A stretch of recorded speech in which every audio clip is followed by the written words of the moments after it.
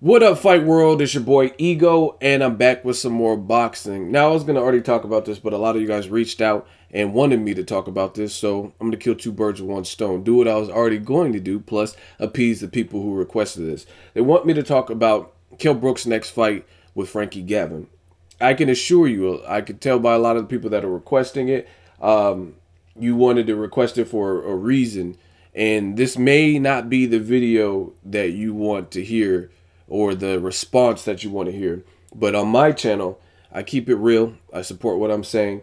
And let's break it down. And I'm a truthful person, so I'm not going to beat around the bush. And as far as Kell Brook versus Frankie Gavin, Ego's opinion, is it a good stylistic fight that I'm craving or that I'm looking forward to? Hell no. Kell Brook versus JoJo Dan. Did I want to see that? Fuck no. However, that is my personal opinion. I think the welterweight division obviously has a stacked division. You got the Maidanas and Keith Thurmans and people like that. There's a ton of players. So, of course, I want to see great fights with big names. That's my personal opinion. However, a lot of people, it's like I'm noticing a lot of diehard Amir Khan fans. They're eager once this fight got announced to point the finger at Kell Brook like, see, he's doing it too. There is a difference.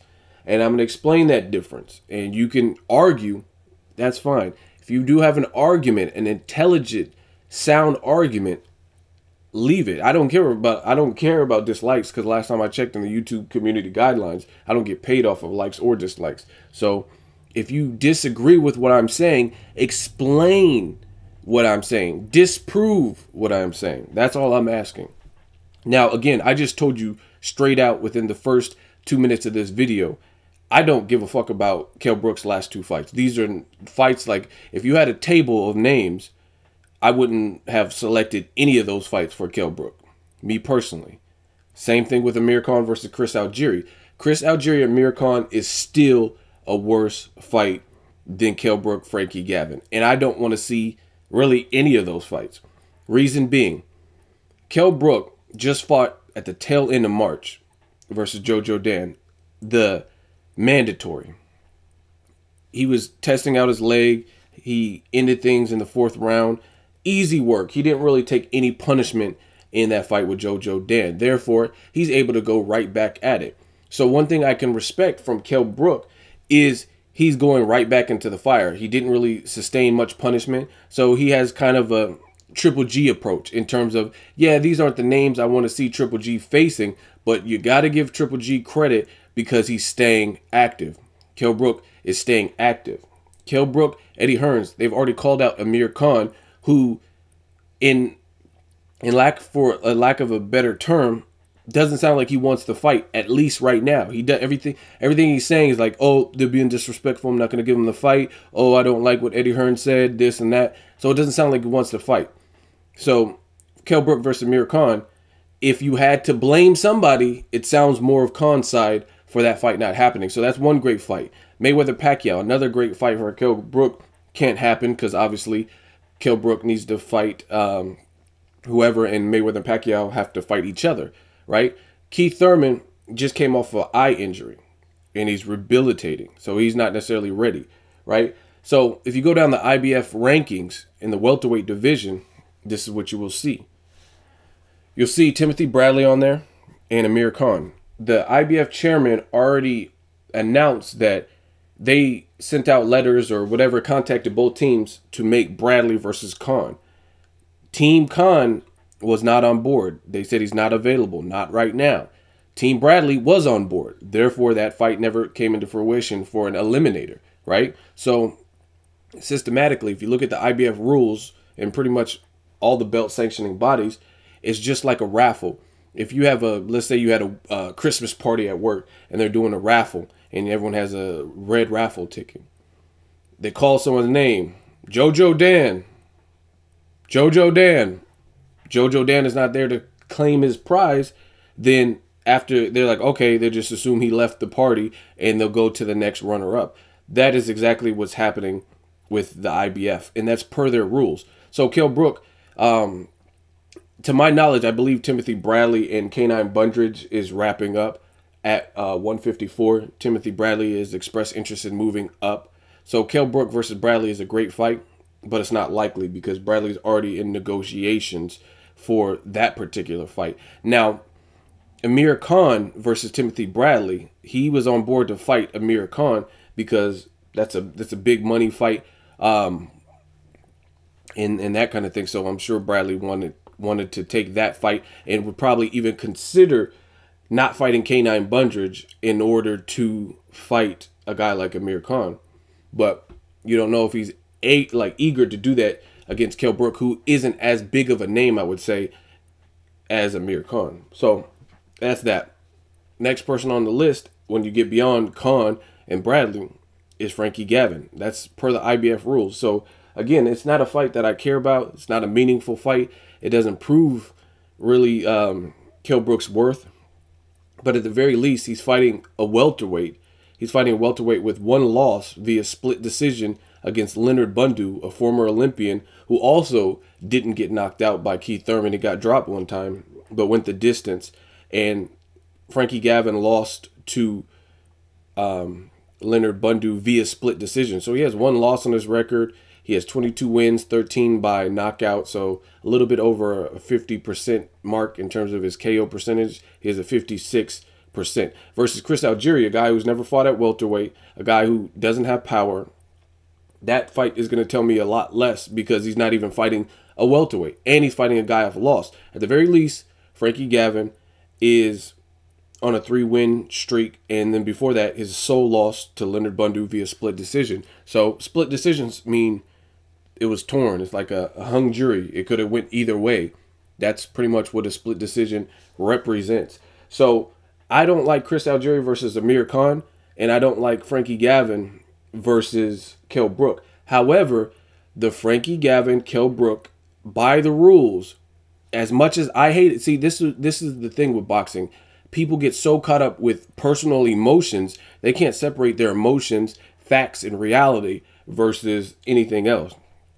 Again, I'm telling you, from the bottom of my heart, I don't want to see Kell Brook versus Frankie Gavin at all. I have no interest in that fight. I never really rated Frankie Gavin like that. But by the rules, I mean, he's doing what he's doing. He's doing what he's supposed to be doing.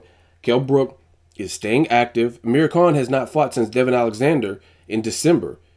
Kell Brook is going to be fighting 2 times within 3 months. So for me to nitpick Kell Brook for the Frankie Gavin fight, even though they're both from the UK, you know what I mean? Maybe that makes some noise and makes some UK domestic dollars.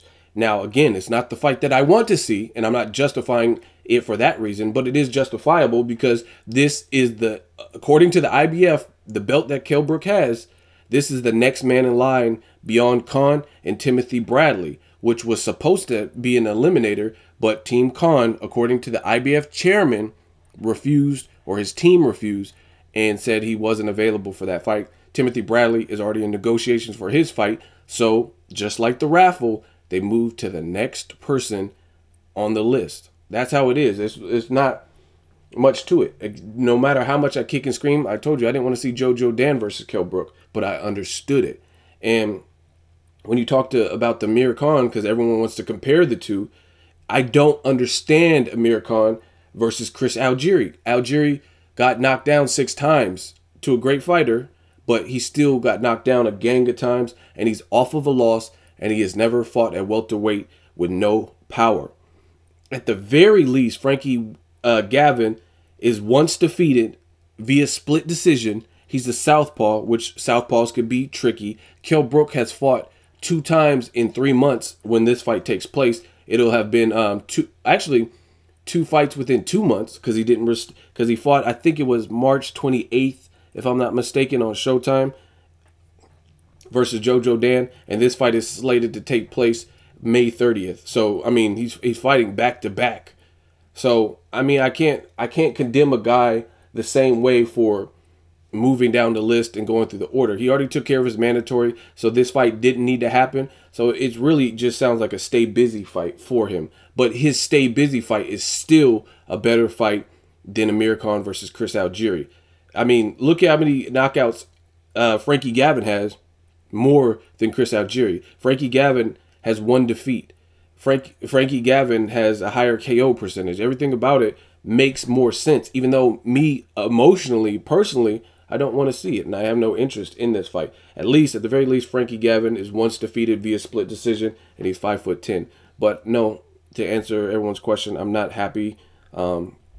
Obviously, I would have loved to see Kell Brook and Maidana or whoever else, but they went per the rules, and maybe this makes some money over in the UK. I don't know. I have to reach out to some of my UK people to see what kind of name Frankie Gavin is over there currently, because I don't really know how big he is. He's not really big over in the States, but again, it's a process, it's an order. So I don't personally like the fight, but it still makes more sense than Amir Khan versus Chris Algieri. I don't care what no one says, but if you feel you have a good argument as how Chris Algieri is a better fighter, not even a better fighter, a better fight that needs to happen and is more justifiable, please leave that comment and let me know in an intelligent way why Khan versus Algieri is a great fight.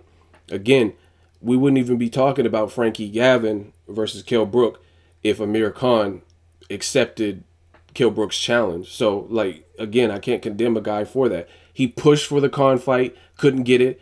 The IBF pushed for the Khan-Bradley fight. They couldn't get it, so they moved down the list, period.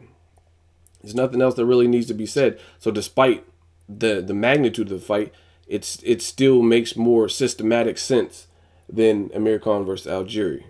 Let me know what you guys think. Make sure you like my video as always. Hate, comment, and subscribe. Till next video is Ego signing off.